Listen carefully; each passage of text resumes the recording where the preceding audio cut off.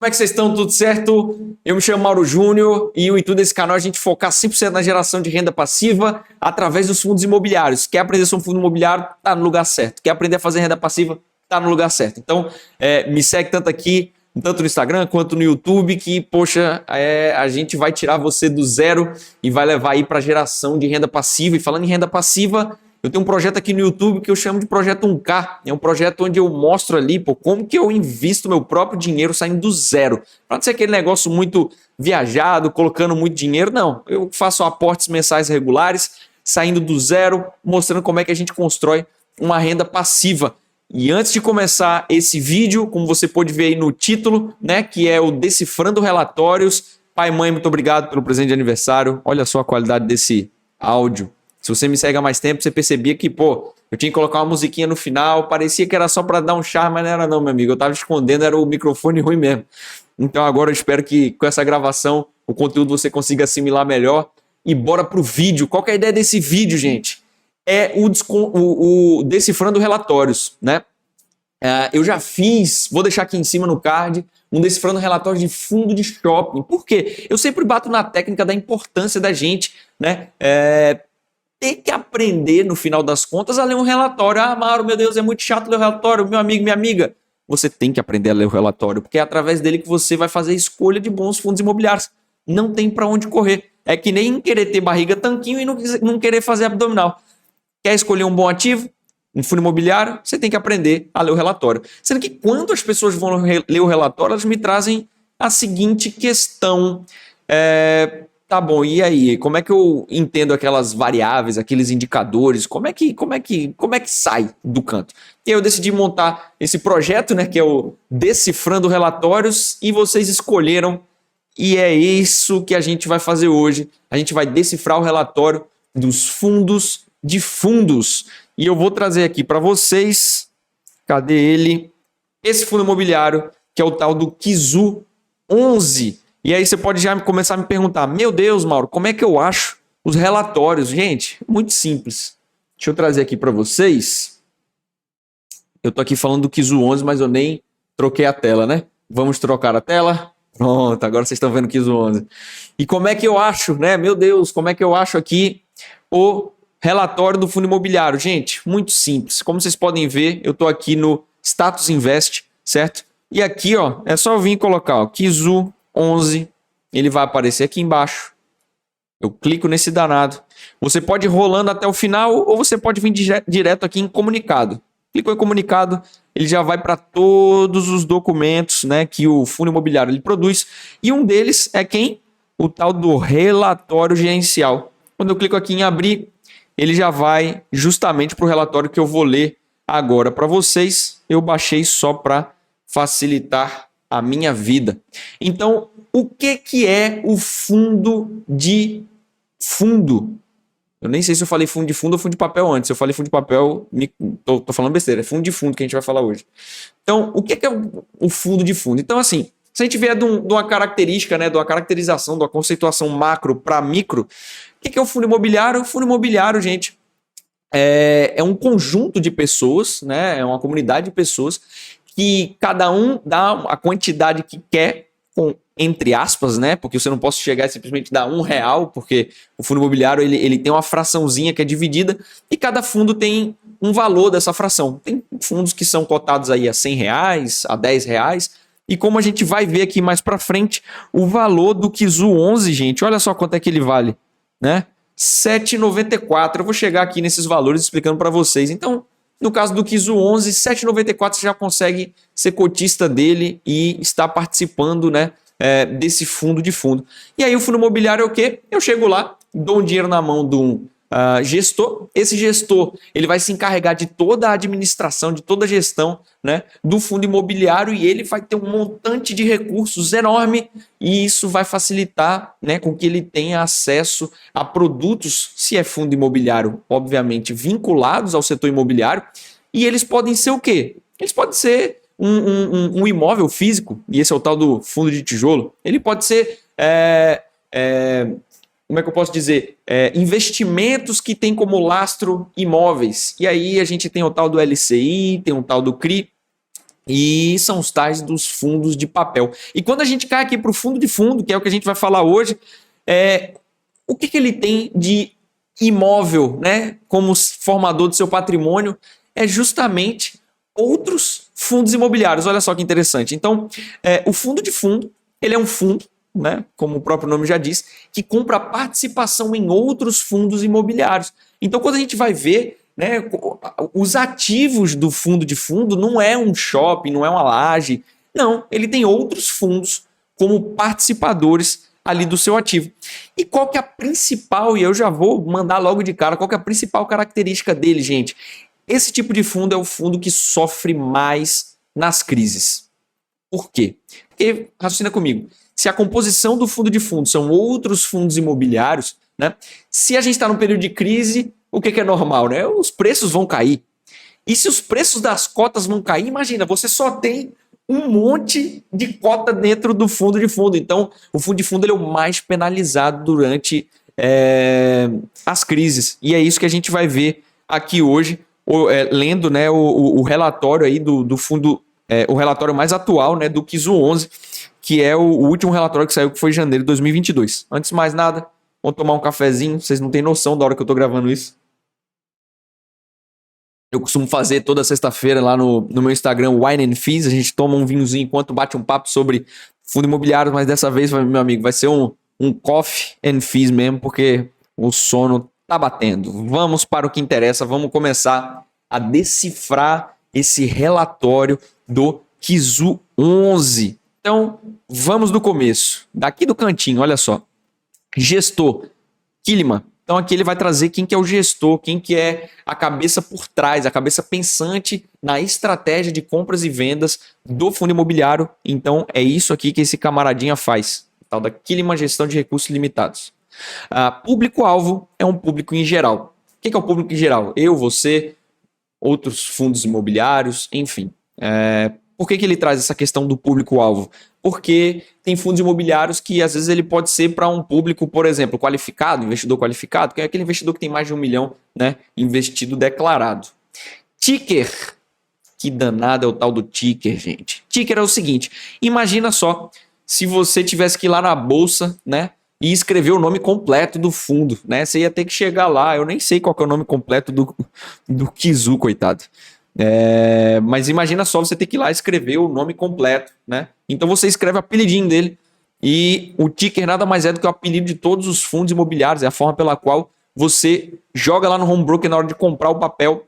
E 11 tem outros números, acho que vale um vídeo à parte, mas normalmente, né, o número 11 final é fundo imobiliário. Claro que a gente tem subscrições, que aí vai terminando com 12, 13, 14, enfim, mas de forma geral, 4 letras. E o número 11 são os fundos imobiliários. Se você jogar isso aqui no seu home broker, vai ser possível você comprar esse fundo de fundo. Lá estou eu querendo falar fundo de papel de novo, certo?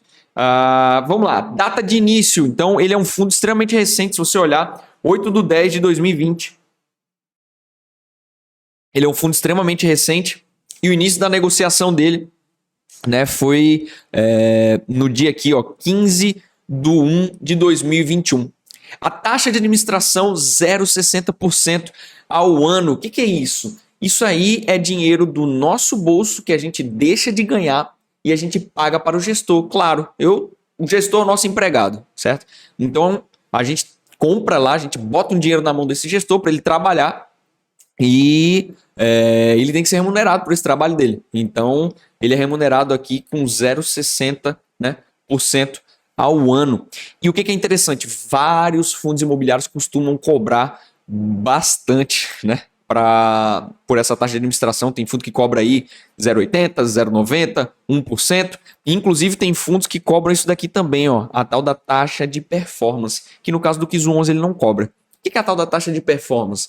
É o seguinte, imagina só que o gestor, ele chega lá e fala assim, ó, gente, vocês vão me pagar a taxa de administração, mas se eu bater um determinado valor de rendimento, vocês me pagam um pouco a mais. Então o gestor ele vai dar seus pulos, ele vai querer correr atrás, óbvio, de querer render mais, conseguindo, né, essa rentabilização a mais, nada mais justo do que ele ser remunerado por isso. e alguns fundos eles têm justamente essa taxa de performance, coisa que o Kizu 11 não cobra. Prazo de duração indeterminado. Hoje em dia, eu sinceramente eu desconheço, pode ser até que tenha, mas eu desconheço se tem fundos imobiliários com prazo determinado. Isso é uma coisa muito importante que você tem que investigar antes, né? Porque o que é o prazo determinado e indeterminado? É meio óbvio, mas no final das contas é o seguinte: imagina só, você compra um fundo imobiliário que tem um prazo determinado e, pô, ele vai acabar, pô. Vai chegar um momento que ele vai fechar o fundo e é isso, acabou. A maior parte hoje, estou falando a maior parte porque eu desconheço, não existe um fundo que seja com prazo de duração determinado. E o indeterminado é o seguinte: ele vai até ou falir ou ele resolver fechar, mas ele tem que avisar para o pessoal, mas o intuito dele não é esse, certo? É justamente ser indeterminado no tempo. Dois conceitozinhos aqui, ó, que são extremamente necessários para a gente saber, que é cota patrimonial e cota patrimonial e cota de mercado. Qual que é a diferença dos dois? Vamos lá. Imagina que você comprou um apartamento aí na sua cidade, certo? E esse apartamento, você pagou exatamente o valor de mercado num determinado período onde o mercado não estava nem muito caro, nem muito barato. Então você pagou lá seus 500 mil no apartamento. Sei nem se você consegue comprar por 500 mil um apartamento na sua cidade. Mas vamos lá. Você pagou 500 mil. Imagina que constrói um shopping do lado e o negócio... que nem aconteceu na minha cidade. Recife, né? Uns anos atrás aí, por causa da Copa do Mundo, o pessoal construiu um estádio novo, né? Lá. E aí gerou maior especulação imobiliária no local onde ia construir o estádio. E os terrenos começaram a enlouquecer e subir pra caramba, né? O valor. E é o seguinte: qual que é a diferença entre cota patrimonial e cota de mercado? Cota patrimonial é de fato quanto que nesse caso, estou dando um exemplo, né? O imóvel ele vale. E o mercado é quanto o pessoal está pagando. Então imagine só que por um motivo ou outro rolou uma especulação, que nem eu falei essa lá da minha cidade natal, em Recife, e no mercado o pessoal começou, não, eu pago mais caro pelo imóvel porque eu acho que o estádio que está vindo aí vai, sei lá, movimentar a economia local e eu pago mais, que eu estou disposto a pagar mais. Então assim, valor patrimonial é quanto de fato o tijolo vale naquele local e o seu terreno. E o valor de mercado é quanto o pessoal está pagando, né? Imagina, período de recessão econômica, que nem a gente viveu aí no período da pandemia, menos gente querendo comprar, eu estou querendo vender e eu não consigo vender pelo valor que de fato vale, e o valor de mercado vai caindo, mas o tijolo ele vale um determinado valor. Então essa que é a diferença entre cota patrimonial e cota de mercado. Quando a gente vem falar de fundo, o que é a cota patrimonial? É justamente, né, o Kizu ele chega lá e ele compra vários fundos imobiliários. Qual que é o patrimônio, qual que é o valor patrimonial de cada fundo imobiliário que ele comprou? Dá justamente isso daqui, ó, 913. E qual que é o valor que está sendo negociado? 7,94. E por que essa diferença? Lembra que eu falei para vocês do impacto, né, que os fundos de fundos eles sofrem no período de crise? E se você for parar para ver, né, a gente ainda está no período de crise, enfim, para fundos imobiliários, para as ações, basta ver como que tá as taxas de juros, né? Então é por isso que tem um desconto tão grande, né? Uma variação tão grande aí entre a sua cota patrimonial e a cota de mercado, né? PL Mercado 31 do 1. O que é o PL, gente? PL é o patrimônio líquido. É a diferença entre ativos e passivos, né? Os ativos, né? Eu gosto sempre de trazer um exemplo porque a gente sai do campo teórico da coisa, né? Se você imaginar uma padaria, né? Vocês concordam comigo que a máquina de amassar lá, fazer a massa, né? É um ativo? Vocês concordam comigo que a caixa registradora é um ativo? Mas vocês concordam comigo que o fornecedor que você está comprando a farinha é um passivo? Pronto, né? Na verdade, se você comprou a prazo, né? É uma dívida que você tem. Então, se você pegar todos os ativos, tirar todos os passivos, você vai achar o tal do PL, né? Então, o PL, né, do fundo aqui em 31 do 1, ou seja, a diferença entre ativos e passivos, está aí na casa dos seus 351 milhões. Auditoria, essa empresa aqui, né? O que é auditoria, né? Todas as empresas, né, que são listadas aí na bolsa, não adianta simplesmente o camaradinha aqui, né, que o responsável aqui pela administração, né, que só você olhar aqui, ó, administrador BRL Trust, é diferente do gestor. O gestor é a cabeça por trás da ideia, né, de tipo assim, putz, quem que eu compro? Quem que eu vendo? Né? O administrador é quem faz os relatórios, é quem, poxa, vai calcular imposto de renda, quanto que tem que pagar, vai fazer os fatos relevantes e tudo mais, né? E só que quem garante, como que eu vou saber, eu investidor, o próprio mercado, a bolsa, né, que o que esse administrador está falando é verdade, né? A gente tem uma tal de uma auditoria independente, né? A auditoria independente ela serve justamente para certificar que o que a administração está fazendo está de fato batendo, né? E esse é o papel deles. Isso daqui já é uma coisa um tanto quanto diferente que eu vou trazer para vocês. Olha só que interessante. Objetivo e política do Kizu 11. Olha só. O fundo tem por finalidade não, né? Tem por objetivo seguir a carteira teórica do índice de referência Suno 30 FI, índice cuja metodologia e carteira podem ser verificadas no site. Aqui vale a pena, além de um gole de café, a gente falar mais sobre isso. Vamos lá. É o seguinte, vou até mudar aqui para mim. Olha só. Já ouviu falar no Ibovespa? Né? Quando você está lá vendo TV e fala assim, o Ibovespa hoje bateu 112 mil pontos, 300 e tal. O que é o Ibovespa? O Ibovespa é como se fosse, não é nem como se fosse, é de fato um termômetro, certo? Das ações, né? Ele monta uma carteira teórica que tem uma metodologia XYZ que alguém chegou lá e determinou e falou assim, olha gente, esse alguém é a Bolsa, né? A Bolsa de Valores falou assim, olha gente, vou montar uma carteira teórica com um peso diferente entre os papéis que cumprirem determinados requisitos. Quais são os requisitos? Eles têm que ser negociados toda vez, eles têm que ser... não pode ser penny stocks, ou seja, não pode ser ações que valem menos de um real, e vai. No final das contas, eles filtram quem participa disso daí e colocam um peso. E essa carteira teórica viram os tais dos 110, 108, 100 mil pontos. E isso é o tal do índice da bolsa, né? O Ibov. Quando a gente vai para os fundos imobiliários, existe um tal do índice de fundo imobiliário? Existe, que é o tal do IFIX. Só que o que acontece? Cada empresa que acha que a sua metodologia é melhor e nada contra, isso é muito bom para a gente, né, do mercado. E a bolsa, a B3, né, ela tem um índice igual ao Ibovespa, né, só que paralelo ali, que é dos fundos imobiliários, que é o tal do IFIX. IFIX. E se você jogar no Google aí, você vai ver. Vou até jogar no Google aqui para vocês poderem enxergar. IFIX. Vamos lá. Muito obrigado. Não apareceu. Vamos lá. IFIX cotação. Pronto, tá aí. Ó. 2.761,03. Ou seja, o índice de fundo imobiliário, quando ele foi... eu não tô nem mostrando para vocês, né? Vamos lá. Facilita a minha vida. Pronto, tá aparecendo agora. Então... a cotação do IFIX está aqui, ó, 2.761,03. O IFIX, quando ele foi criado numa cotação de 1.000 pontos. E hoje ele está em 2.761. E como que é formado esse tal desse IFIX? É uma carteira teórica que segue uma determinada regra que a Bolsa estipulou.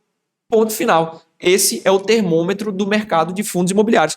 Porém, a empresa que possivelmente pode ser que vocês conheçam ou não, que é a Suno Research, essa empresa, né, ela resolveu, por discordar da metodologia que a Bolsa resolveu fazer, o IFIX, e estabeleceu sua própria metodologia. Né? E ele estabeleceu como se fosse um conjunto de regras, que a gente vai ver mais aqui para frente, e esse conjunto de regras é diferente do da Bolsa. E o que eles fizeram? Ao invés de fazerem, né, o tal do IFIX, ó, dá para ver aqui o tal do IFIX, eles criaram o tal do Suno 30, certo? Suno 30. Qual que é a diferença do Suno 30 para o IFIX? São metodologias diferentes, porém a ideia do Suno 30 e do IFIX é a mesma. É uma carteira teórica que serve para medir ali a temperatura do mercado. E esse fundo de fundo, que é o tal do Kizu, O que ele fala? Objetivo político de investimento. O fundo tem por objetivo seguir a carteira teórica do índice de referência, que é o tal do Suno 30, índice cuja metodologia podem ser verificadas aqui no site da Suno Research.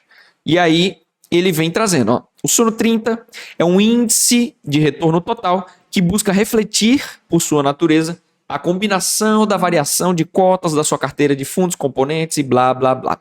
Mais para baixo eu vou mostrar para vocês o que é isso e vai clarear, certo? Então não vou esquecer de explicar o restante para vocês, né?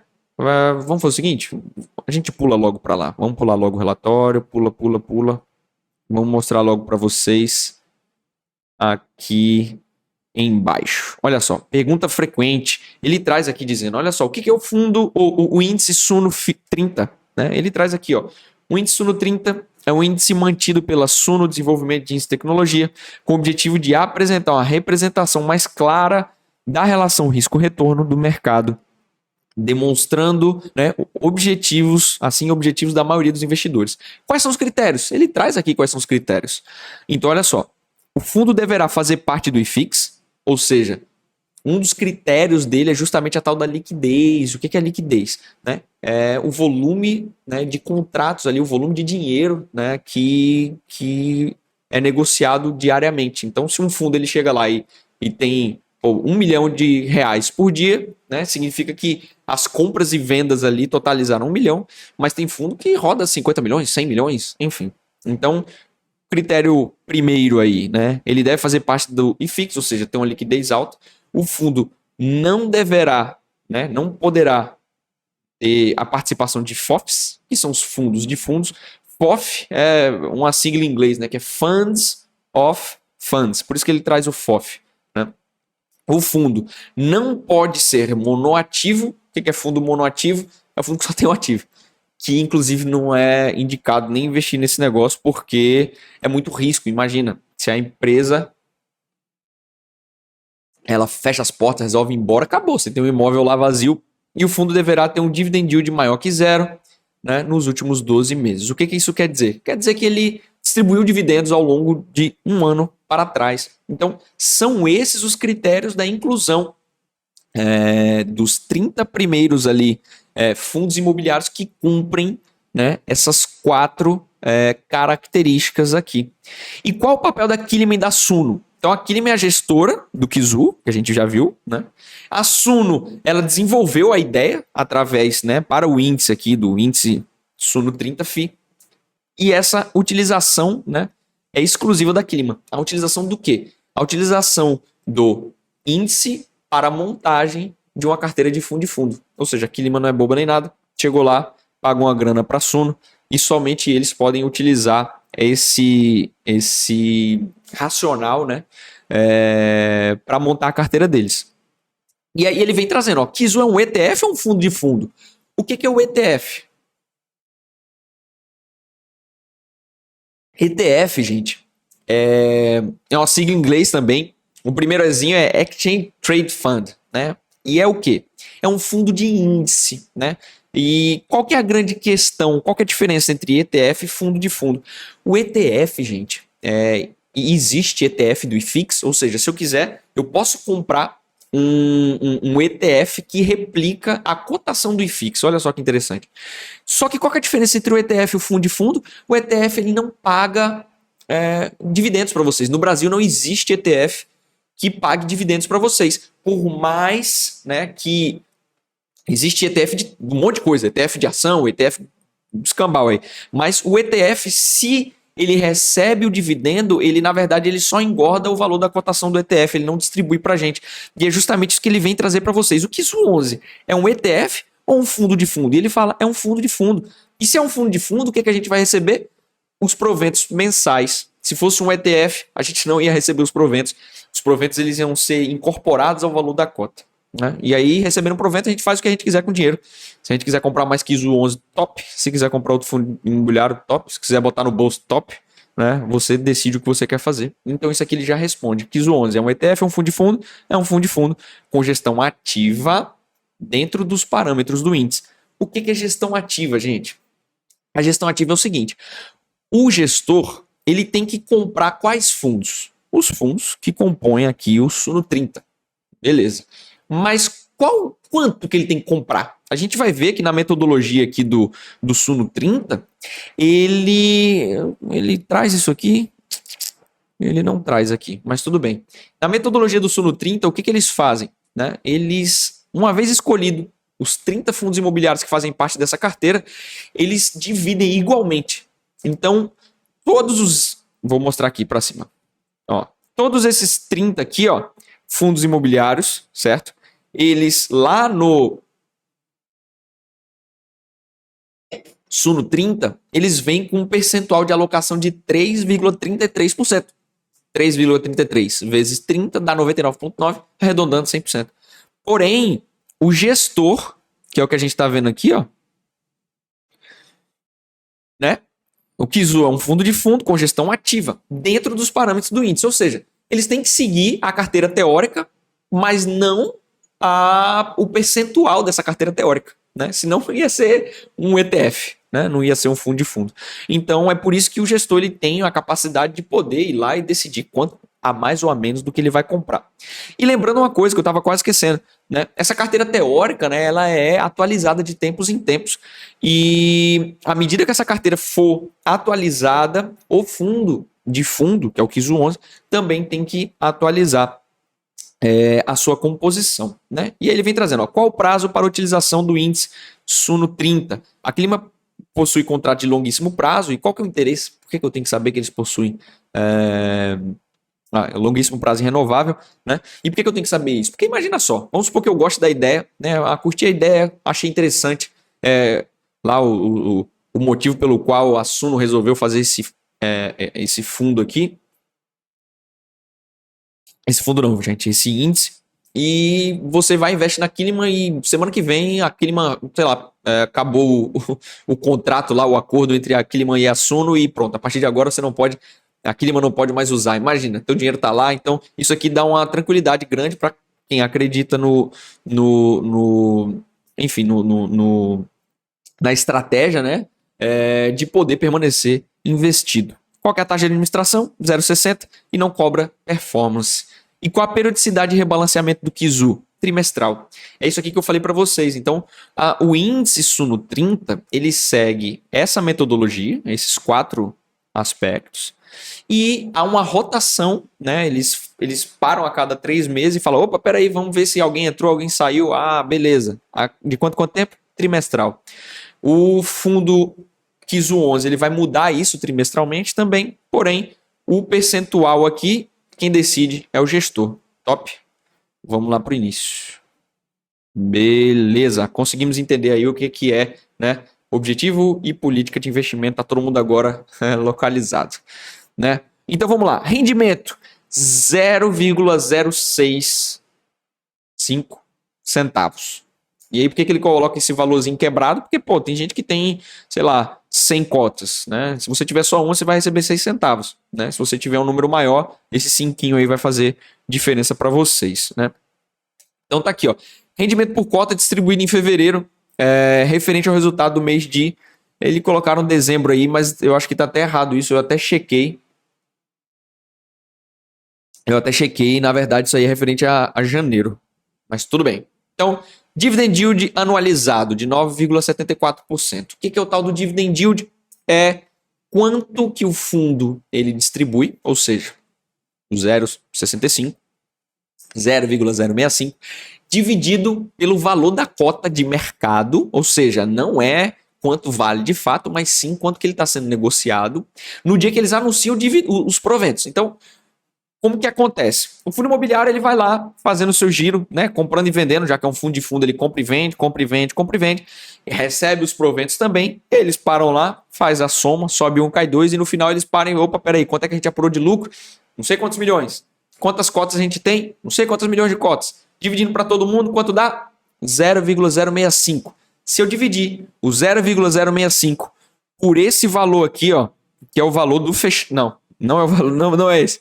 É o valor do dia que foi anunciado, certo? Vai dar justamente o tal do dividend yield, e aqui ele está trazendo anualizado, justamente trazendo o somatório, né, dos 12 últimos meses, né? E aqui a gente já consegue ver o seguinte, o fundo de fundo, se a gente for dar uma olhadinha, né, quanto que está valendo a Selic agora, né? A gente está em fevereiro, está aí na casa do 10,75. Então, se a gente for olhar, se você investir na renda fixa, está dando 10,75. O dividend yield anualizado do fundo de fundo está na casa do 9,74. Então, o fundo de fundo ele é bem penalizado no período de crise. Por quê? Porque como ele faz o giro de carteira, né? Ou seja, o ativo dele são outros fundos imobiliários. Os fundos imobiliários eles todos caíram de preço. Se eu comprei num valor e caiu, se eu vender, eu vou ter prejuízo, né? Então, o gestor ele tem que ser muito inteligente na hora de comprar os fundos, porque vai ter determinados períodos que ele fica meio sem,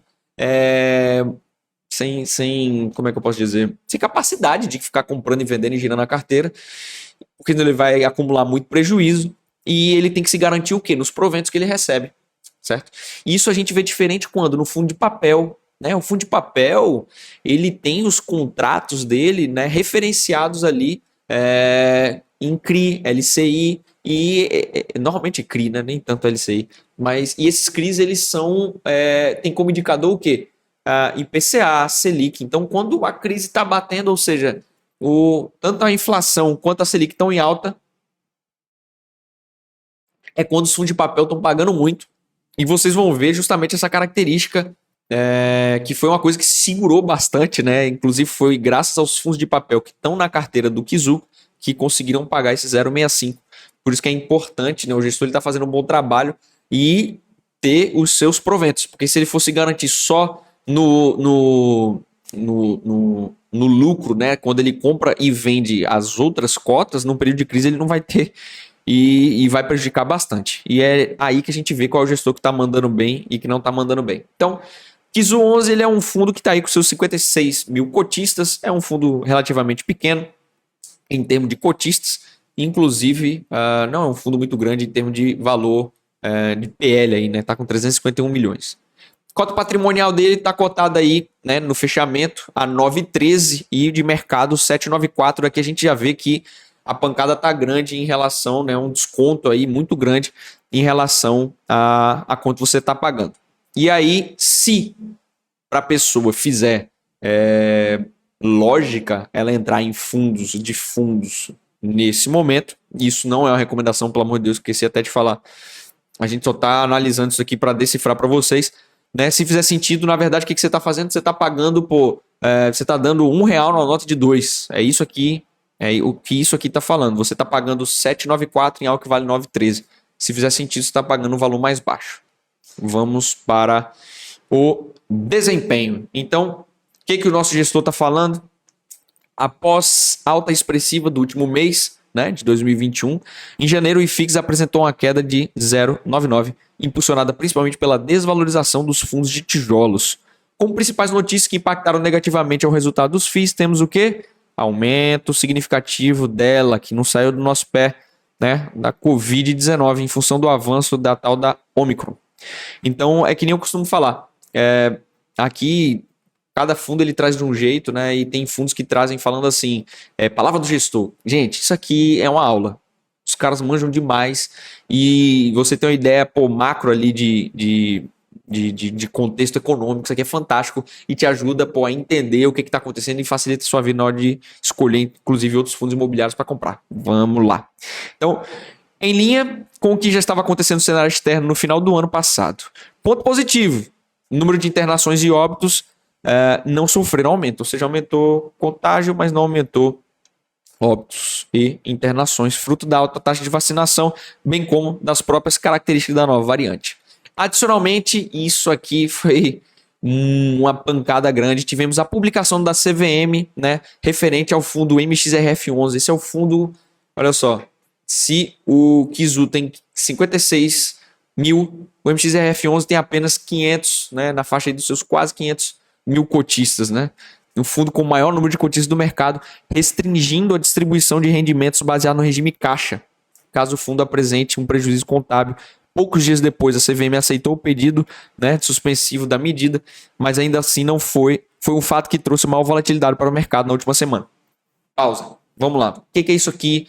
É um assunto bem complexo, né? Eu tento facilitar a vida, eu falo com o investidor iniciante e basicamente é o quê? A CVM é o órgão que ela regula, né, o mercado aí de capitais de renda variável. E o MXRF11, lembra lá quando eu mostrei o ticker aqui, ó? KISU 11, MXRF11 é um outro fundo, né, imobiliário. E ele é um fundo de papel, ele tem um pouco de outros fundos dentro também, mas é o maior fundo imobiliário. O que aconteceu?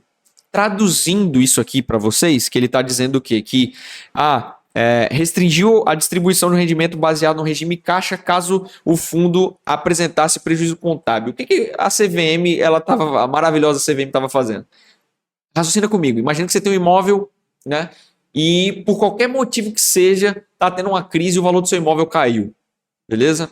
Mas você tem um inquilino que está morando lá e você continua recebendo o seu aluguel todo mês. Seu vizinho desesperado vendeu o imóvel que valia, sei lá, R$1 milhão, ele resolveu vender por 500 mil porque ele estava desesperado, a empresa dele faliu e ele vendeu por 500 mil porque ele estava precisando de dinheiro. Certo? Raciocina comigo, você continua recebendo seu aluguel, certo? Se o seu vizinho vendeu um apartamento pela metade do preço, teoricamente, o seu imóvel, a valor de mercado, está valendo aquilo ali, né?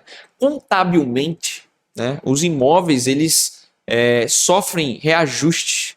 E isso, para a contabilidade, seria um prejuízo. Porém, e é um prejuízo contábil. De fato, que é o tal do regime caixa, você não deixou de receber dinheiro.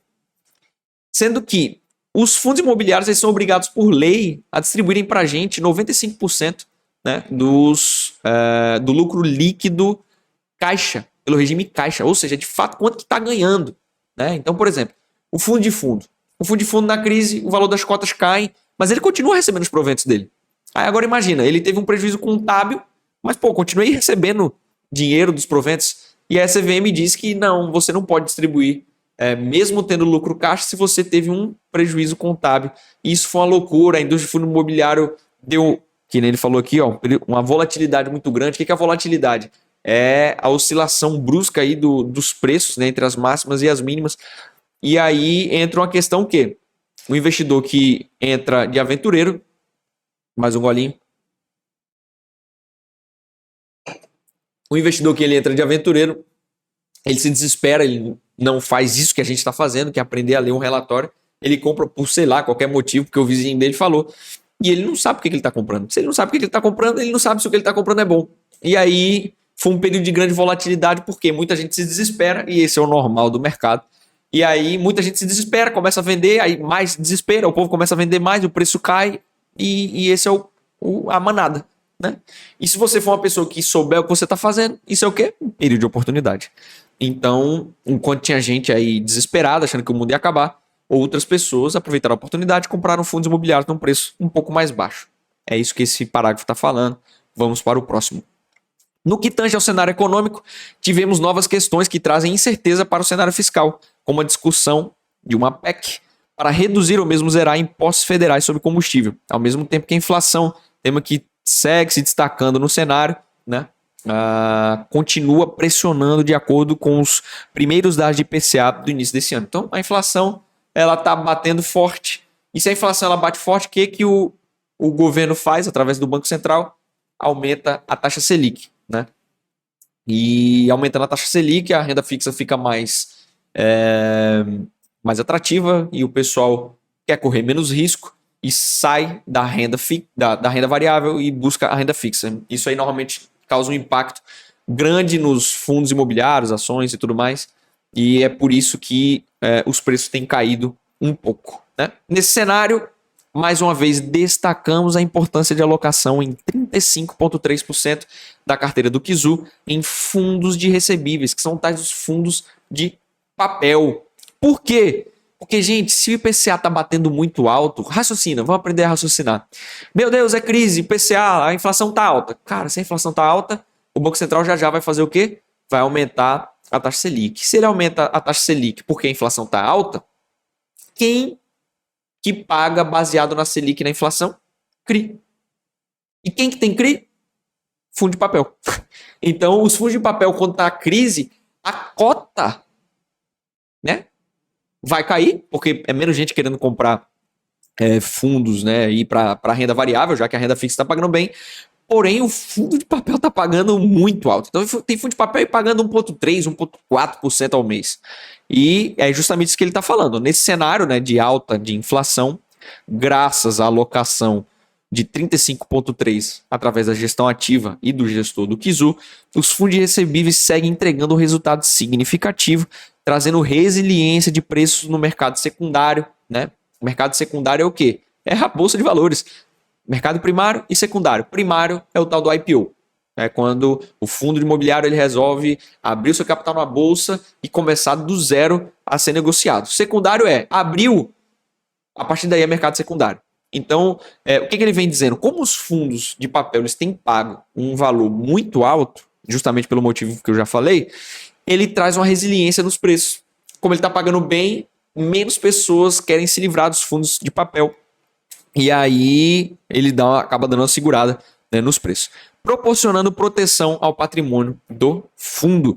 Na virada do mês, o fundo estava com 94,2% da carteira alocada em FIIs, o que é muito bom. Por quê? Porque quer dizer que o gestor está fazendo o seu trabalho, está sendo pago para isso também, e está alocando o dinheiro que a gente deu na mão dele. Então, ter 94,2%, ou seja, só tem aí 5,8% investido, né? Porque o fundo imobiliário ele também faz isso. Ele pega, investe aí seus 94% e o restante ele deixa, né, num tesouro direto, num investimento bem tranquilo ali para pagar a gestão, pagar a administração ou às vezes fazer uma ou outra compra menor. Então, a primeira distribuição do fundo foi de quanto? 0,065 por cota, referente ao resultado de janeiro. Por isso que eu falei que o Kizu comeu bola e, enfim, o estagiário aí colocou dezembro, mas tudo bem, é janeiro. Me perdi. Cadê, meu Deus? Tá, referente a janeiro e tudo mais constante. Projetamos rendimentos no mesmo nível ao longo do primeiro semestre. O dividendo será pago 14/2 e representa 9,74 de dividend yield, que eu já falei, né? Como que se calcula o dividend yield. Desempenho, relação receita versus ganho de capital.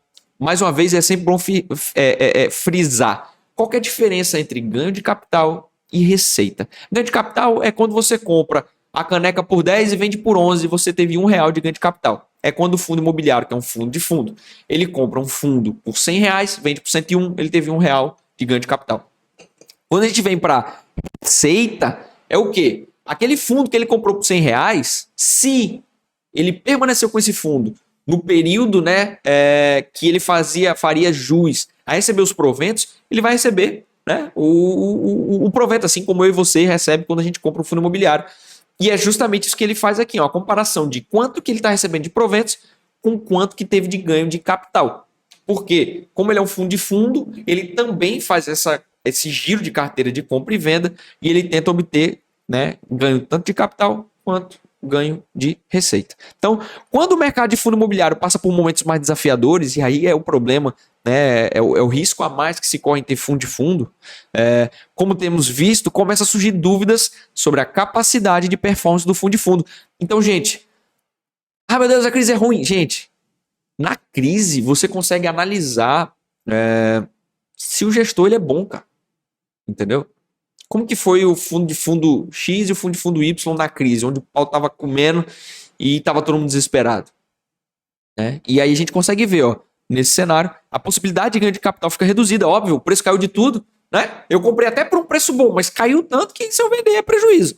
Então, os fundos de fundos eles tendem a não fazer tanto giro de carteira e diminui o ganho de capital. Mas caramba, ele não pode ficar só se escorando no ganho de capital, ele tem que levar em consideração o quê?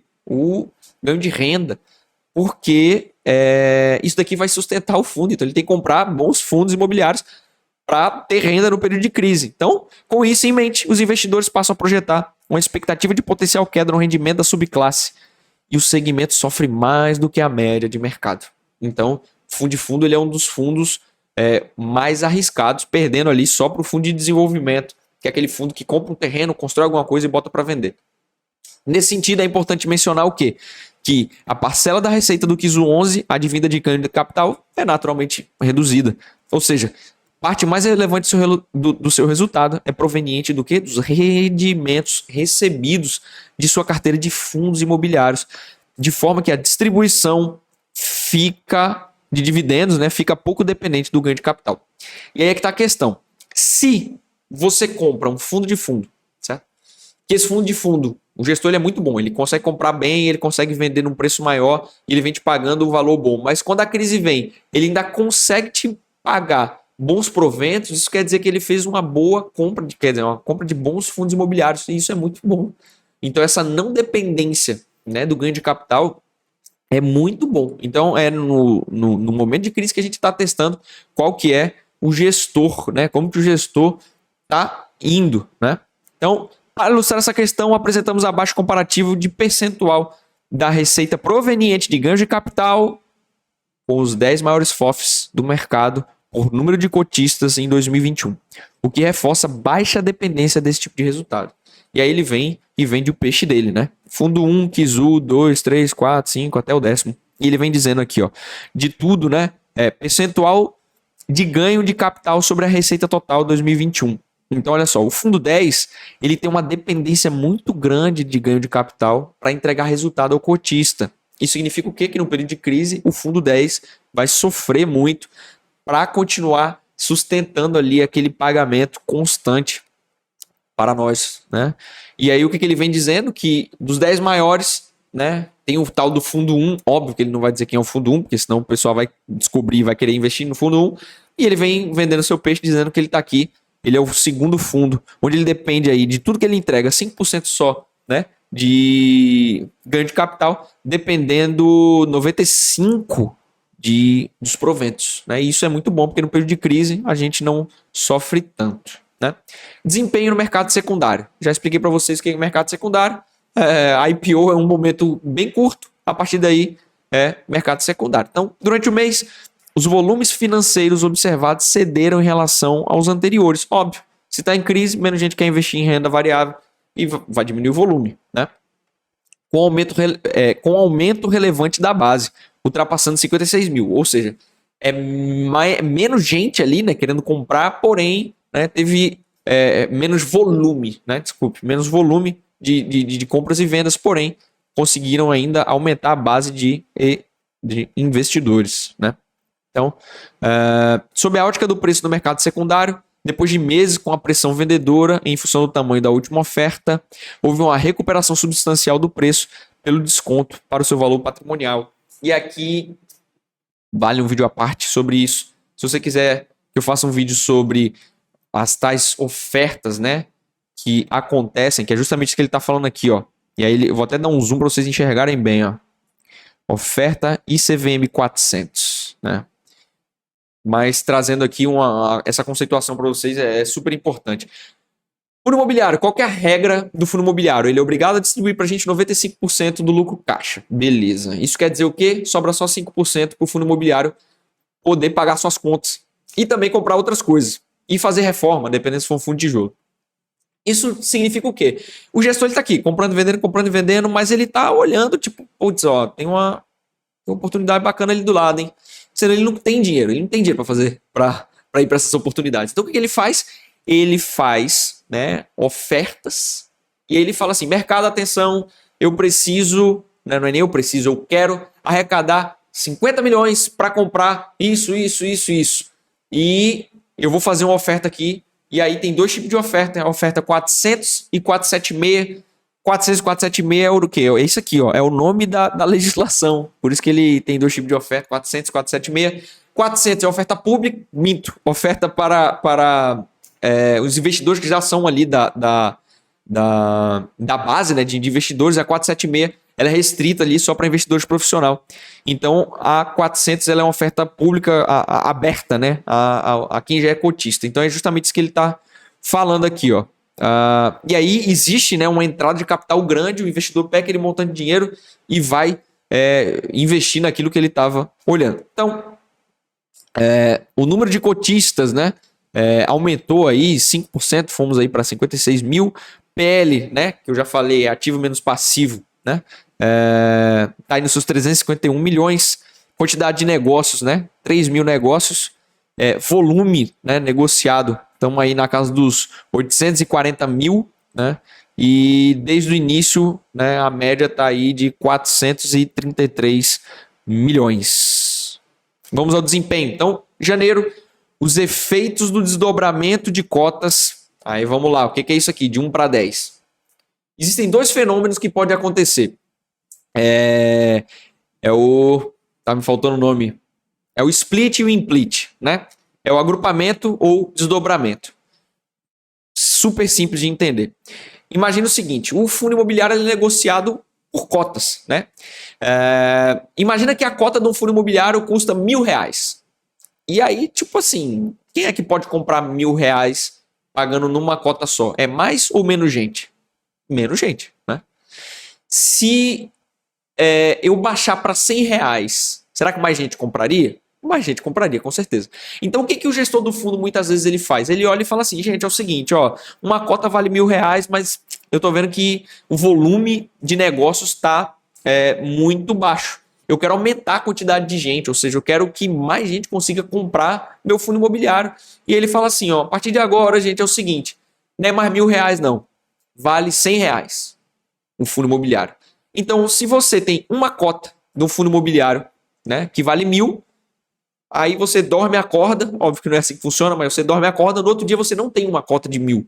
Você tem lá 10 cotas de 100, certo? Ou seja, foi um desdobramento de 1 para 10. E é isso que ele está mostrando aqui, ó. No mês de janeiro, os efeitos do desdobramento de cotas do KISU 11 de 1 para 10 estiveram positivamente visíveis novamente. Pode acontecer o contrário também. Então imagina só que um fundo imobiliário, sei lá, por qualquer razão, caiu para lá para R$1. E aí, qual que é o problema de cair para R$1? Não é nem que tem muita gente comprando e vendendo, não é esse o problema. É que, poxa, se um fundo ele valoriza num dia 10 centavos, né? Saiu de 1 para 1,10, é 10%. Então, assim, pequenas valorizações impactam muito grande. Aumenta muito a especulação, aumenta muito a volatilidade, e às vezes o gestor ele olha e fala, tá legal não, hein? E aí, ao invés dele fazer o desdobramento, que é o tal do split, né? Ele resolve fazer o oposto, que é o agrupamento, que é o tal do implit. Então ele fala assim, ó, gente, não tá dando não, ao invés de ser negociado a R$1, a partir de hoje, se você tem 10 cotas a R$1, na verdade você agora vai ter uma cota a R$10, certo? E aí é justamente o movimento oposto. E aí, voltando, então ele falou o quê? Que os efeitos do desdobramento, né, de 1 para 10 estiveram positivamente visíveis novamente. O número de cotistas cresceu, ou seja, ficou mais acessível. Ao invés de ser R$100, R$90 caiu para R$10, né? Mais gente pode comprar. Então o número de cotistas aí aumentou 9,47 ao mês durante o segundo semestre, com a média de negócios diários maior do que o mês de dezembro. Então tornou mais acessível, né? Sob a ótica de custódia e no segmento de FOFs como um todo, investidores individuais e institucionais participaram ativamente do volume do segmento e com aumento substancial das suas posições, dados os descontos ainda praticados entre preço de mercado e o valor patrimonial, mesmo com o movimento de recuperação típico no final do semestre. Vamos entender o que é isso daqui. Veja só. Enquanto tem gente que desespera na crise, meu Deus, está caindo tudo, o que é que eu faço? Começa a vender desesperado, não sabe nem porque comprou, também não sabe nem porque ele está vendendo. Tem gente que olha assim e fala, não, peraí, eu estudei, para mim faz sentido o tal do KISU 11. Cara, tá muito barato, tipo, vamos subir aqui? Olha só, estão vendendo ele a 7,94, ele vale 9,13, cara, para mim faz sentido. O que vai ter gente que vai estar fazendo? Vai ter gente que vai estar, olha aqui, investidores, tanto individuais, né, que são as pessoas físicas, quanto os institucionais, aumento substancial das suas posições. Ou seja, quem gosta do fundo e tá vendo que tá no desconto, ele tá olhando e falando, gente, eu vou comprar mais, entendeu? E essa é a diferença do investidor profissional para o investidor, né, iniciante, que ele vai ficar aí, entregando cota barata para os outros, né? Então você comprou, normalmente é assim que o investidor iniciante faz, ele paga R$2 numa nota de 1 e ele vende por 50 centavos a nota de 1. Então ele pagou 2 e vendeu por 50, tá? Com prejuízo de 1,50, enquanto o investidor mais profissional que estudou, faz sentido e ele sabe que aquele troço é bom e sei lá porque motivo ele acha que aquele troço vai subir ao longo do tempo, ele vai falar assim, ah, garotinho, eu vou comprar aqui pagando 50 centavos um negócio que vale 1. E é isso que acontece nos períodos de crise, é isso que está falando aqui, ó. Aumento substancial das posições, dados os descontos, ou seja, há uma diferença entre o valor patrimonial e o valor de mercado, ainda praticados, né, entre o preço de mercado e o valor patrimonial. E é isso que ele vem mostrando aqui, ó. Custódia por tipo de investidor. E a gente tá aqui, ó. Cadê nós? Ó, pessoa física. 91% do fundo do Kizu 11 é de pessoa física, né? E aí ele vem trazendo a instituição financeira 1,3, fundos de investimento, ou seja, são outros fundos ali que compram o Kizu 11, né? E pessoa jurídica não financeira 4%. Então, as pessoas físicas estão aqui, ó, 91%, né? Participação das compras e vendas, e é algo que eu achei muito interessante, porque, olha só, enquanto tem gente desesperada, tem gente comprando, mas olha só que coisa interessante, pessoa física, né, momento de crise, as compras foram maiores do que as vendas, ou seja, parece que o pessoal resolveu aí se educar, né, financeiramente.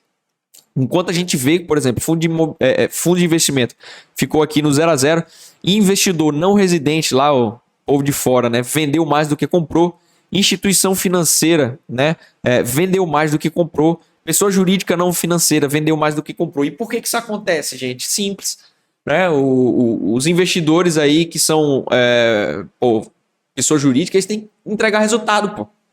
E se ele tem que entregar resultado, ele tem que dar o jeito de conseguir lucrar na crise.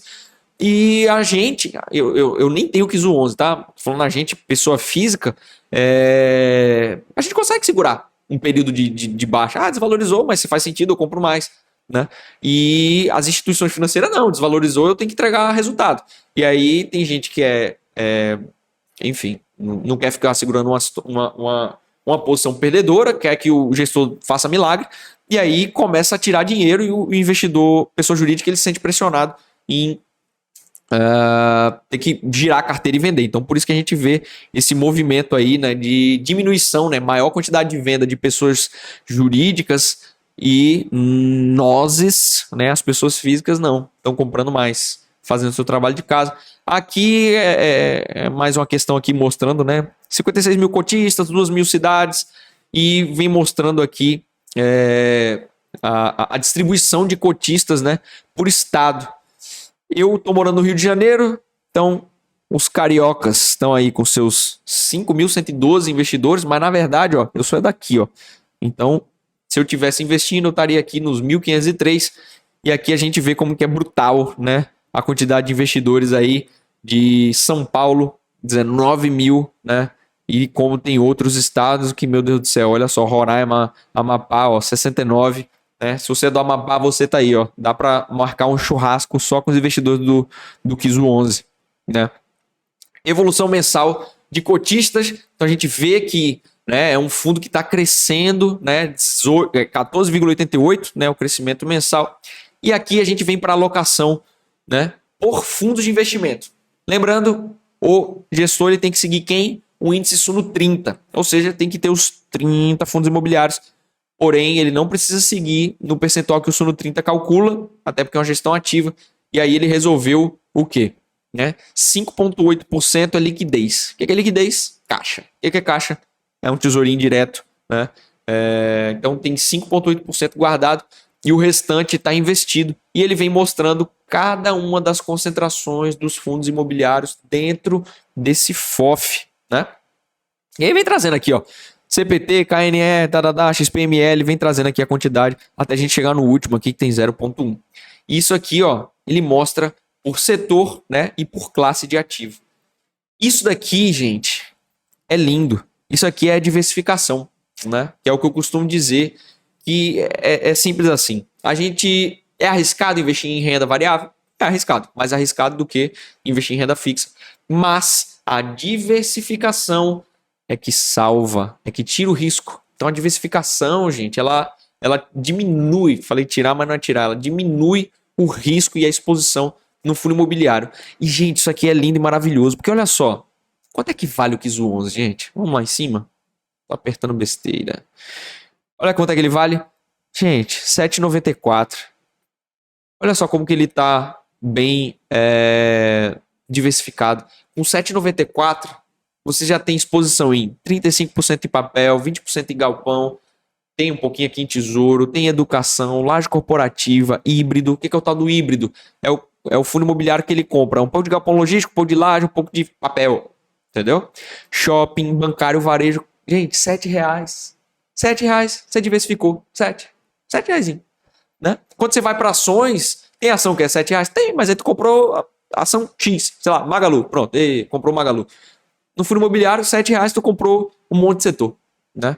E como a gente já viu no comentário aqui do próprio gestor, ele fala que é isso aqui que está salvando, pô, né? A quantidade de fundo de papel é que está segurando e sustentando o fundo imobiliário. Então essa é uma das, dentre as várias, como R$ 7, valor pequeno e fácil diversificação.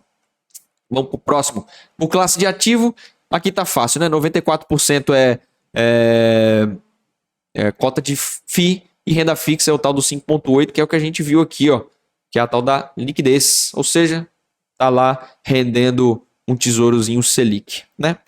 Tese base da criação do índice Suno 30 FI versus IFIX. Então aqui ele vai dizer por quê, né? Qual foi a ideia que surgiu aí para a criação do Suno 30, né? Então, ó, desde a sua criação, a tese base do índice Suno 30 FI tinha 3 distintas diferenças para o IFIX. As 2 primeiras eram claras: transparência e fácil replicação. A terceira girava em torno do performance, em que o índice teria condições de entregar melhores retornos, especialmente em períodos mais agudos de alta e baixa. Se o backtest, o que é backtest? É um teste para trás, né? Já mostrava isso a versão live, ou seja, daqui para frente, né? Que é o que interessa, né? Como podemos ver abaixo, o novo índice não desapontou e veio descolando do IFIX a cada movimento mais sensível do mercado. O resultado, desde o lançamento do fundo, é claro, a gestão ativa, ou seja, é o gestor seguindo e tendo que comprar aqueles 30, mas na concentração que ele quiser, né? A gestão ativa dessa carteira passiva performa acima do índice Suno 30 FI, que por sua vez está próximo ao resultado do IFIX, mesmo nos momentos mais estressados dos últimos meses. E é isso que ele vem mostrando aqui, olha só. IFIX é o cinzinha, né? Tá dando para enxergar? Tá dando para enxergar. Vou dar até um pouquinho mais de zoom. Então, IFIX é o cinzinha. O IFIX está aqui, sobe, desce, sobe, desce. Suno 30 tá aqui, né? Ele tem suas contas aí que são diferentes. Hoje ele tá aqui muito próximo, né? Tá acima, mas tá muito próximo do próprio IFIX. Em alguns momentos ele descola mais. E tá aqui, ó, cota patrimonial ajustada, né? Quando ele fala cota patrimonial ajustada, o que ele quer dizer? Imaginando que todo provento que você recebe, você investe no próprio Kizu 11, né? Então, cada provento que você vai recebendo mensalmente é como se você tivesse comprando mais cotas, e aqui a gente vê o tanto que ele se deslocou, né, já dos próprios 2 índices, né, o IFIX e o Suno 30. Vamos lá, cota patrimonial ajustada do Kizu continua acima do, né, como eu já falei, e ambos têm desempenho significativamente superior ao IFIX desde o início, né? Distribuição de rendimentos. Meu Deus, achei que alguém ia ligar aqui para mim. Deixa eu botar isso aqui no modo avião. Então, distribuição e rendimentos, né? Vem trazendo histórico aqui desde janeiro de 2021 até janeiro de 2022. Então, ele vem distribuindo aqui, ó, 0,7 centavos, 0,65, 0,81. E aqui vem com seus respectivos dividend yields, né? 7, 7, 8 e tal. E esse último, né, tá aí em 9,74, que é o dividend yield. E a última distribuição agora, né, 0,65, se você olhar, é uma distribuição tanto quanto constante, né? E isso é bom, dá previsibilidade para a gente. Demonstração de resultados mensais, né? Vamos lá, qual que é a ideia disso daqui? DRE, né? Demonstração de resultado, né? E a DRE é do exercício, ela fecha um ano, né? Mas a mensal, a ideia é a mesma, né? Ela vai confrontar o quê? Lucro ou prejuízo, né? E contábil no final das contas, né? Por isso que é a DRE. E aí ele vem trazendo, ó, receitas dos ativos. Então, em janeiro teve aí seus 3 milhões de receita. E aqui ele destrincha, né? Deu 3 milhões, tá, mas com o quê?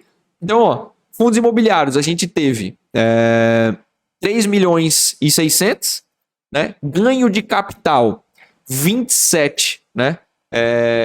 Deixa eu só ver, é isso mesmo. 27 mil, sendo que quando tem um parênteses, o parênteses, na verdade, é um sinal de menos na contabilidade.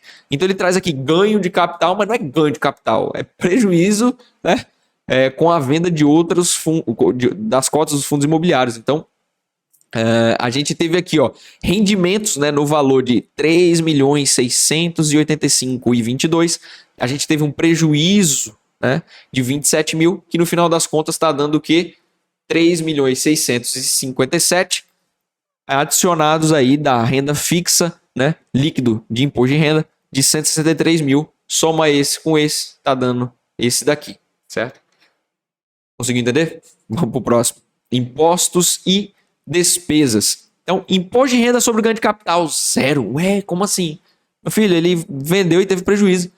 Prejuízo não paga imposto de renda. O imposto é sobre renda. Então, se ele teve prejuízo, não paga imposto de renda. Porém, a gente teve as despesas operacionais, né? E essas despesas aí estão aí na casa dos seus 192 mil reais. Quando a gente pega o lucro líquido, né, caixa, então, nisso eu tinha até falado aí lucro contábil, mas o que acontece? É porque tem fundo imobiliário que ele já traz o lucro caixa, tem outros que eles trazem lucro contábil. Nesse aqui ele trouxe aqui o tal do lucro caixa e não tem problema, traz um ajuste na distribuição. Por que esse ajuste na distribuição? Né? O fundo imobiliário ele poderia sim pegar simplesmente quanto que ele ganhou, dividir pela quantidade de cotas e pagar para todo mundo. Mas a obrigatoriedade do fundo distribuir para a gente é quanto? É 95%. Quanto? Semestralmente, não é mensalmente. Então, o gestor, e é até bom que ele faça isso, que ele vai fazendo uma provisão, ele vai guardando um pouquinho ali, e quando fechar o semestre, ele distribui, né, o que está faltando para a gente, não tem problema nenhum. Então ele costuma fazer esse ajuste aqui na distribuição para ficar com um pouquinho de caixa para alguma eventualidade, onde ele possa comprar alguma coisa, e no final do semestre ele vai bater os 95% sem problema nenhum. Então ele está distribuindo para a gente 2 milhões e 800, que está dando o tal do 0,065. E aí, ó, composição dos resultados. O que é essa composição dos resultados? Ele vem dizendo aqui embaixo, ó, rendimento dos FIIs, ganhos de capital, caixa, despesa, reserva e o tal do rendimento. E ele traz aqui numa forma bem simples da gente ver nesse gráficozinho. Então, vou me ater só a janeiro aqui para facilitar a vida de vocês. Então, olha só, quem que é o azul escuro? Azul escuro é rendimento, ou seja, é o provento dos fundos imobiliários que fazem parte dos ativos, né, aqueles 30 lá que a gente já viu. Eles pagaram quanto? 0,083 centavos, certo? E mais o que? 0,004 centavos foi de caixa, certo? Então, o dinheiro que está lá no Tesouro Direto investido rendeu mais isso daqui. Ou seja, isso aqui foi ganho de rendimento mais caixa. Teve ganho de capital? Não teve ganho de capital. Não teve prejuízo aqui, ó. Ele não falou que teve prejuízo no ganho de capital? Ganho de capital, né? Foi prejuízo. Por isso que não tem nada marronzinho. Quando a gente vem olhar aqui em setembro, olha o marronzinho aqui, ó. 0,004. Isso aqui foi ganho de capital que teve em setembro de 21. Quando a gente veio para cá, não teve ganho de capital, teve prejuízo, né? E aí, como é que eles fazem? Eles botam, né, lucro para cima e não vou nem dizer lucro, né? Vamos colocar assim, receita para cima, despesa para baixo, né? Então a gente teve aqui a receita dos proventos, receita dos investimentos ali em renda fixa do caixa, e para baixo tá as despesas, né? Então a gente tem a despesa aqui, ó, de 0,004 despesas. Ganho de capital, não foi ganho de capital, foi prejuízo, né? Tá bem pequitico aqui, ó. Tem que dar um zoom bem grandão pra gente conseguir enxergar o 0,001, que é o marronzinho. Se a gente olhar para cá, ó, olha só, 0,003, você vai falar, meu Deus, quanto tempo que o fundo vem apresentando prejuízo aí de que não tem ganho de capital, tem prejuízo de capital. Fundo imobiliário, fundo de fundo, é isso aí. Bateu o crise, meu amigo, preço cai, o cara não tem muito mais o que fazer, né? Por isso que a compra, né, de bons fundos imobiliários rendem bons rendimentos. É na crise que a gente testa o gestor. Ganhar dinheiro quando está tudo subindo é fácil demais. E aqui Beleza. Então é basicamente isso. São as despesas, né? Com despesa escuro, o prejuízo que ele teve, e a formação, a constituição de reserva, né? Que é justamente esse ajuste na distribuição aqui dos 755 mil. Fechou? Vamos para o próximo. Então, detalhes da performance do fundo e próximos passos. É importante notar que a grande emissão que o Kizu, se quiser que eu faça um vídeo sobre emissões bem detalhadinho, explicadinho para você entender tudo e para você também não comer bola, porque às vezes o fundo ele faz uma emissão, você come bola e é prejudicial se você não entrar na emissão em determinadas situações. Tem gestor que é malandro, e ele resolve fazer umas emissões meio furadas aí, tem uns detalhes bons. E tem algumas outras operações que são um pouquinho mais avançadas, que talvez valha até a pena a gente falar, né? Que é a tal da arbitragem. Sabe o que é arbitragem? Bota aí nos comentários se você sabe o que é arbitragem.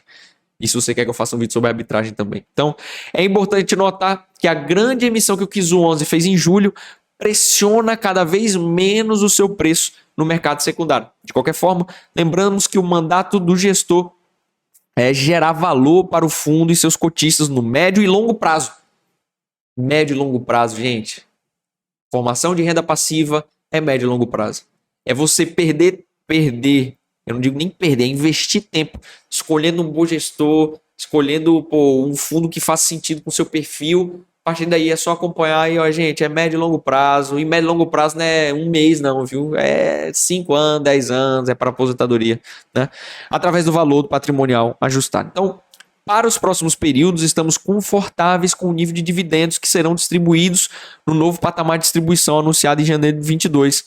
Salientamos que os lucros represados no caixa para distribuições futuras e a baixa dependência do ganho de capital para geração de caixa, página 3 e acima.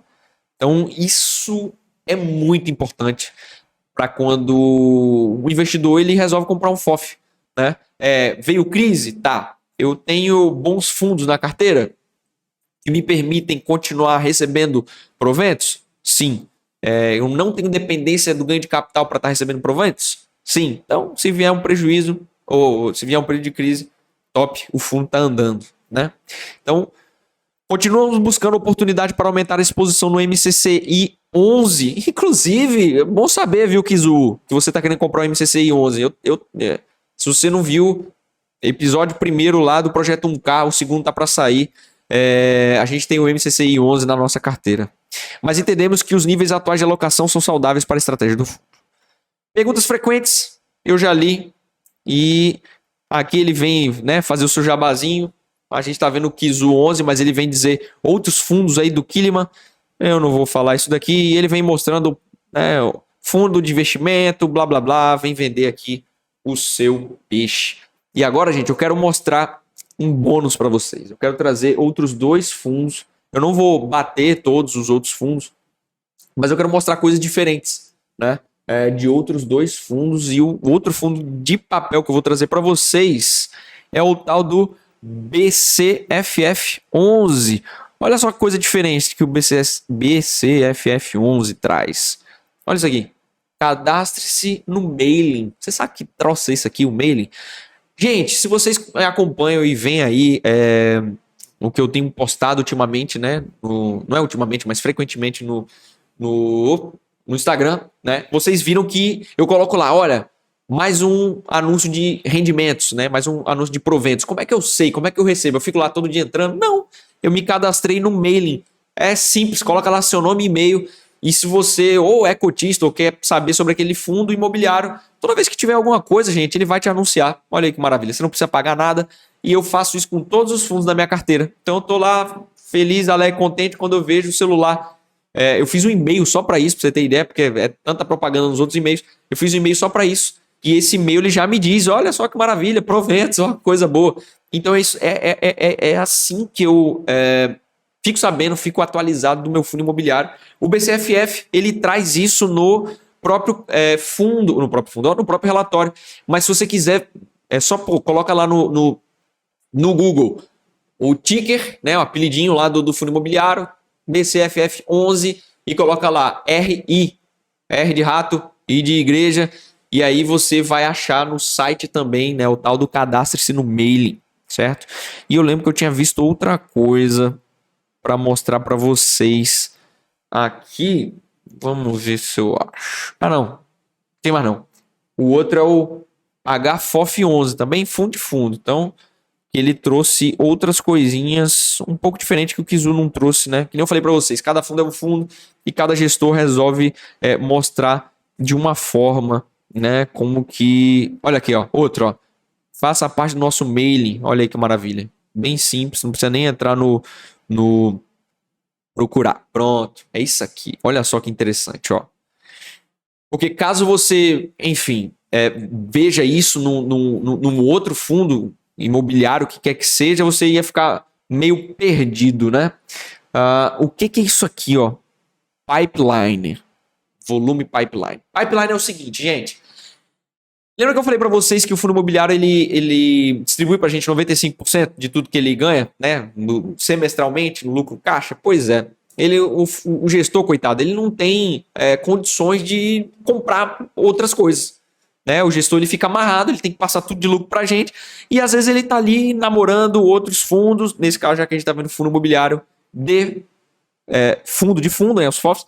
Ele às vezes está lá namorando e ele fala, caramba, tipo, olha que oportunidade maravilhosa. Então ele resolve falar para o mercado que ele quer arrecadar um determinado montante para fazer outras aquisições. Só que, vamos fazer... Imagina a situação, o gestor fala assim, ó, gente, eu quero arrecadar 10 milhões, hein? Aí, tá, para quê? Para que tu quer arrecadar 10 milhões? E ele não fala, né? Então esse pipeline, ele fala o quê? Ele fala assim, ó, gente, ó, tô querendo arrecadar 7 bilhões, hein? E como é que você está pretendendo? Olha, é 39% em CRI, é 15% em logístico, 12% em FOF, 11% em renda urbana, 10% em corporativo e 13% em outros. Quer dizer o quê? O gestor ele está antecipando ao mercado através do pipeline. E aí eu, né, só entendendo, mostrando para vocês, oferta 400 e 476, né? O que ele quer fazer em 2022, né? O 400 são ofertas públicas, né? E o 476 ela é uma oferta privada a gestores profissionais e outros fundos imobiliários. E aqui o gestor do HFOF ele já está falando, ó, gente, ó, pô, 7,1 bilhões eu quero gastar com isso aqui. O gestor ele vai gastar com isso? Não necessariamente. Isso ele está dizendo assim, ó, gente, a minha ideia é essa. E acho que deve ter feito barulho. E, inclusive, esse é um jeito da gente ver se o gestor ele é aderente ao que ele está falando, se ele manteve a palavra ou se ele não mantiver a palavra. A gente tem que cobrar esse cara, ou então, sei lá, sai do fundo dele se você acha que isso é uma falta muito grave, né? Então, assim, a gente tem que checar a aderência do gestor ao pipeline, que é o que ele está falando. Então, ele vem dizer aqui, ó, durante o mês de janeiro de 2022, o IFIX, a gente já sabe o que é IFIX, né? O índice de fundo imobiliário da B3, apresentou um retorno negativo de 0,99, devolvendo parte dos ganhos de dezembro. No que diz respeito a novas emissões, o mês de janeiro apresentou uma desaceleração em relação a 2021, encerrando o mês com apenas 200 milhões. O volume captado muito inferior à média mensal de 4,3 bi de 2021. Possivelmente impactado pela nova resolução 61 da CVM, que alterou, né, a oferta CVM 400, 476, estimulando o encerramento ainda em dezembro de 21 de diversas emissões que estavam em andamento. Ressaltamos ainda o atual pipeline de ofertas que congrega a emissão em andamento e análise no volume de 7,1. Então ele já está falando aqui, ó, gente, porra, se rolar, eu tô querendo 7,1 e esse 7,1 eu quero distribuir assim. Então isso aí vai servir para a gente cobrar o gestor depois e serve também mais uma coisa aí para você aprender aí na análise. Inclusive, isso não acontece só em fundo de fundo, certo?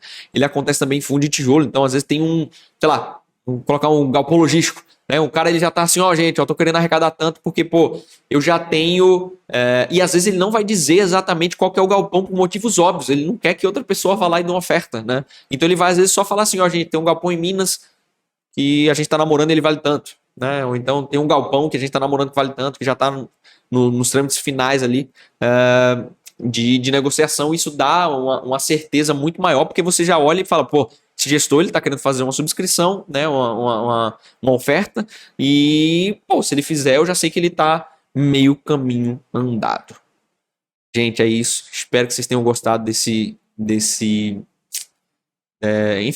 decifrando relatórios, fundo de fundo. Mais para frente, mês que vem ali, quem sabe, eu faço mais uma enquete no meu Instagram, se você não me segue, né? Mauro.júnior com 2 S no final. Eu não costumo pedir nada não, viu, gente? Eu não sou mendigo de like nem de inscrição, mas eu consigo ver aqui nas estatísticas do YouTube que tem mais gente me vendo do que me seguindo, então me dê essa moral, já, né? Só se você gostou, certo? Se você não gostou, tudo bem. Mas a ideia aqui tá sempre somando. Posto conteúdo todo santo dia, religiosamente lá no Instagram. Me siga aqui no canal do YouTube, dê seu like, mande sua mensagem e vira e mexe eu abro caixa de pergunta lá no Instagram também.